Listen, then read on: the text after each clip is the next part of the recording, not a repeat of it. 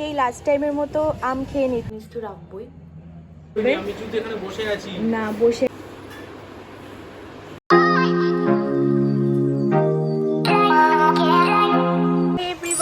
আমি Nandita, welcome back to my YouTube channel. Happy independence day to all. সবাইকে বলে নিলাম আজকে ইন্ডিপেন্ডেন্স ডে। আজকে বাড়িতেই আছি সবাই, অলিপেরও ছুটি আছে। আজকে সকালে ফার্স্টে উঠে ব্রাশ করলাম, তারপরে চা খেলাম। তারপর আজকে আমার যে বেবি মানি প্ল্যান্টটা ছিল ওটা অনেকটা বড় হয়ে গেছে, সেটাকে আমি একটা বড় টবে ট্রান্সফার করলাম। আজকে খুব সিম্পলি একটা ব্লগ শেয়ার করব। এগুলো অ্যাকচুয়ালি শেয়ার করা কারণ আমার মেমোরিজেও থাকবে, আমার খুব ভালো লাগে তোমাদের সাথে এরকমভাবে শেয়ার করে নিতে। শর্টসও আমি দিই, তো শর্টসে সব কিছু দেখানো যায় না, তাই জন্য বড় ব্লগটা আনা।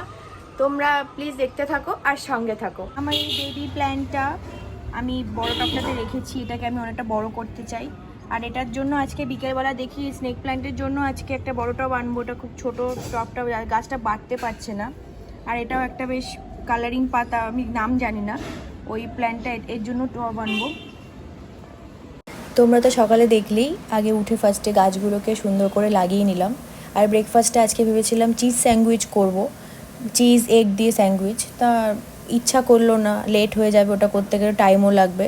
নর্মালি চিজ দিয়ে ব্রেড দিয়ে খেয়ে নিলাম।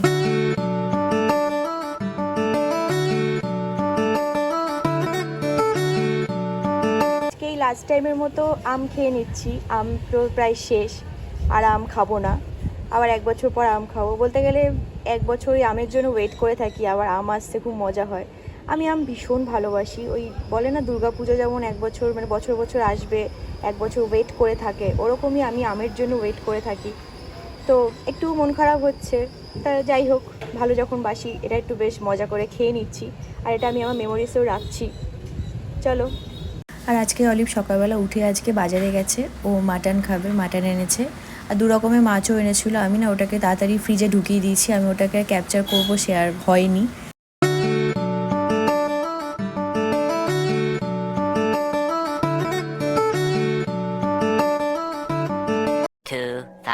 Years later. এই জাস্ট নাও পুজো করে উঠলাম, এখনও স্কিন কেয়ারও করিনি। আজকে যেহেতু ঝুলন ছিল, তার উপর বৃহস্পতিবার, একটু তো টাইম লাগবেই পুজো করতে। তো পুজোটা করলাম, এবার আমি স্কিন কেয়ার করবো, তারপর লাঞ্চ করবো। তোমরা তো দেখলে যে মাটন রান্না করেছি, তারপর অলিভ বাড়ি আছে। আজকে একটু বিজি ছিলাম, পুরোপুরি একবারে সব কিছু ক্যাপচার করতে পারিনি, যেটুকু পেরেছি সেটুকুই দেখাচ্ছি।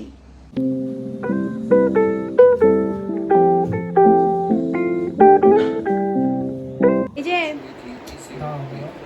টাকা একটু ব্লগসে আসছো, এত ব্যস্ত, বাইরেও কাজ বাড়িতেও কাজ, ভালো লাগে না এর জন্য। টাকা একটু হাই করে দাও। এই যে ও বাড়ি থাকলে আমার বিছানাটাকে এরকম করে নোংরা করে রাখে, আমি যতই গোছাবো তত ও আরো বেশি করে নোংরা করবে। আমি কিন্তু এখানে বসে আছি না, বসে থাকার থেকেও বেশি নোংরা করবে, ছড়িয়ে ছিটিয়ে সব কিছু। আর আমি যদি ডাকি তো কোনোভাবেই সাড়া দেবে না, কানে গুজবে আর সারাদিন তাকিয়ে থাকবে। তোমাদের সকালবেলা বললাম না বিকেলবেলা একটু বেরোবো টপ কিনতে, সে আর বেরোনো হয়নি, ইচ্ছা করছিল না ওরও আমারও। তারপরে হঠাৎ করে না আমি ড্রেসিং টেবিল গোছাতে গোছাতে এটা পেলাম, শিট মাস্কটা। সে কোন জন্মে কিনে রেখেছি, ইউজও করা হচ্ছে না, কদিন পর এক্সপায়ার ডেট হয়ে যাবে। এটা 20 থেকে 30 মিনিটস তো রাখবই, তারপর এটাকে তুলে নেব। এর মধ্যে যে সিরামগুলো আছে একটু হাতে পায়ে মেখে নিই।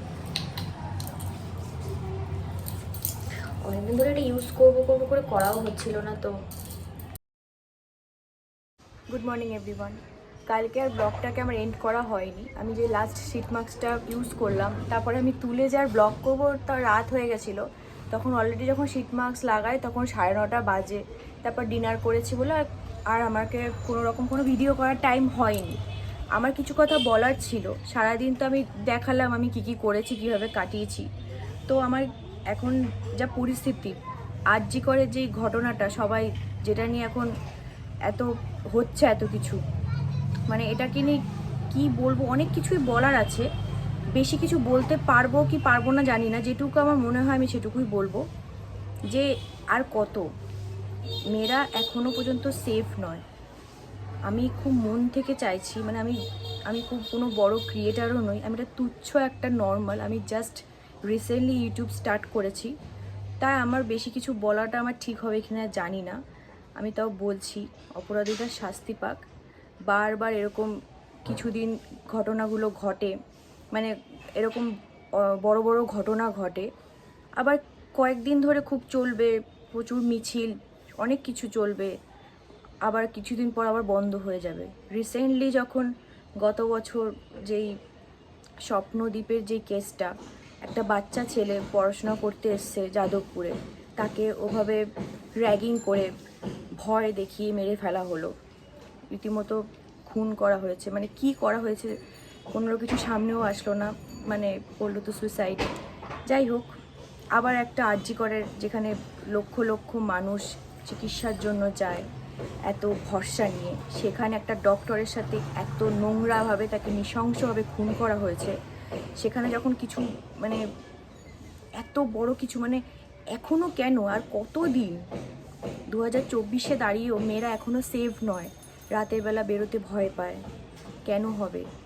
আলটিমেটলি ক্যান্ডেল নিয়ে বা মিছিল করে কতটা কি হবে জানি না, এরকম প্রচুর ঘটনা গ্রামে গঞ্জে হচ্ছে, ধামাচাপা পড়ে যায়। গ্রামগঞ্জে এখন প্রচুর হচ্ছে, মানে হয়, মানে কজন আর ঠিকঠাক জাস্টিস পায় জানি না। মন থেকে চাইছি এবার একটা গভর্নমেন্টের স্টেপ নেওয়া দরকার, এইসব বন্ধ হওয়া দরকার, অনেক হয়েছে, এবার খুব স্ট্রিক্টলি কিছু একটা হওয়া দরকার।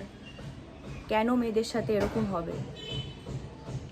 ব্যাস এইটুকুই। আমি যদি খুব ভুল কিছু বলে থাকি আমি সবার কাছে ক্ষমা চাইছি, আমি বেশি কিছু বলতেও চাই না, তবে আমার মনে হলো এটা এত কিছু হয়ে গেছে, এত বড় একটা জঘন্য ঘটনা ঘটে গেছে, দুঃখে মানে কী বলতো, সব কিছুই হবে লাস্টে, জানি না কি হবে, ধামাচাপা পড়বে কি না বা কী হবে কিচ্ছু জানি না, কিন্তু যার যায় না সেই একমাত্র বোঝে যন্ত্রণাটা, আর কেউ কিচ্ছু বোঝে না। হয়তো কদিন ধরে এরকম অনেক কিছু হবে কী হবে জানি না, কিন্তু যার গেছে সেই বুঝতে পারছে। আমি সবার কাছে ক্ষমা চেয়ে নিচ্ছি, আমি যদি কিছু ভুল বলে থাকি আমি সবার কাছে মানে হাত জোর করতে পারছি না, আমি একটা ফোন ধরে আছি, আমি ক্ষমা চেয়ে নিলাম যদি ভুল ত্রুটি কিছু বলে থাকি, আমাকে সবাই ক্ষমা করে দেবেন। Thank you so much for watching my video. আমার চ্যানেলটা ভালো লাগলে প্লিজ সাবস্ক্রাইব করে দিও বা লাইক করে দিও। Thank you so much. ভালো থেকো সবাই আর সুস্থ থেকো। আর সবাইকে এখন, প্রতিটা মেয়ের এখন নিজেকে প্রোটেকশনের জন্য ক্যারাটে সব কিছু শেখা দরকার, কারণ একদমই আমরা সেফ নই। Thank you so much.